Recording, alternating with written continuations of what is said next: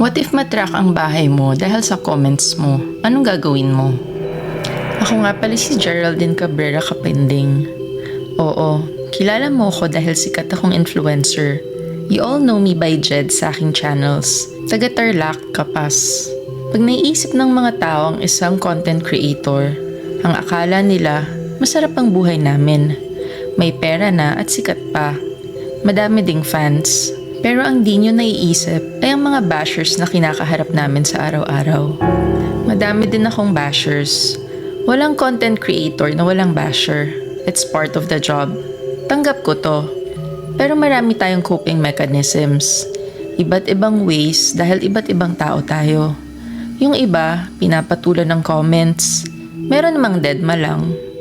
Ako, mostly deadma. Pero meron akong isang troll na kahit binan ko na, gawa ng iba't ibang accounts para lang i-bash ako.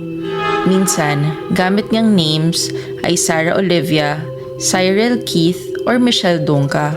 Pero ang lagi niyang gamit ay Lian Adrales. Nag-hire ako ng private investigator, pero hindi siya makita-kita. Wala kasing ibang information about sa kanya, lalo na sa mga troll accounts niya. Pina-check ko na din sa NBI Cybercrime. Hindi rin nila malocate ang IP address dahil may VPN daw na gamit ito. Matalino din ang basher na to. Sa totoo lang, nakaka-frustrate ng sitwasyon. Kaya nagpahinga muna ako sa bahay para di muna ako ma-stress. Kaso, nag-comment na naman ng number 1 troll ko sa dance video ko at bumalik sa dati ang lahat.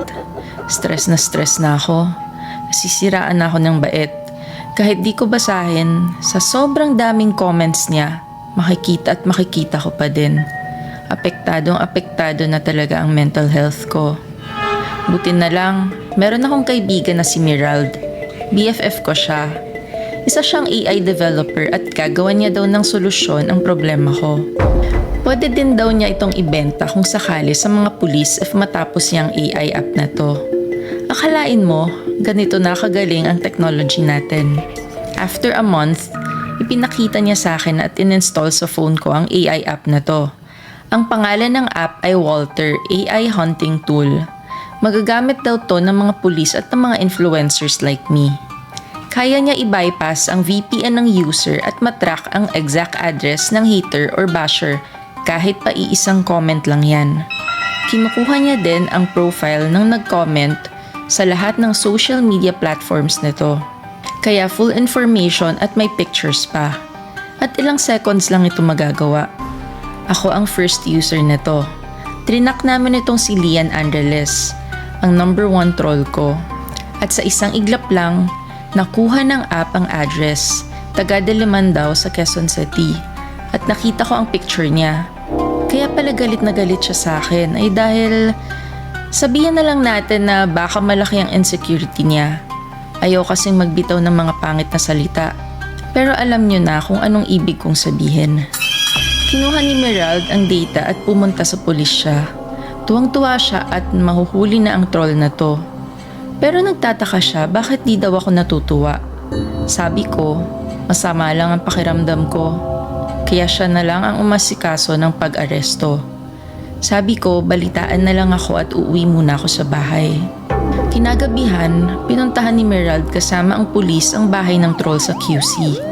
At laking gulat nila nang makita nilang wala nang buhay ang troll. Palaisipan ito para kay Mirald at sa mga pulis. Agad akong pinuntahan ni Mirald at binalita ito sa akin. Natulala ako sa sinabi niya. Sagot ko kay Mirald, kawawa naman siya. Baka isang fan ko ang tumapo sa kanya. Sabi ni Mirald, baka nga. Pero tiningnan niya ang sapatos ko at tinanong kung bakit may bakas ito ng dugo.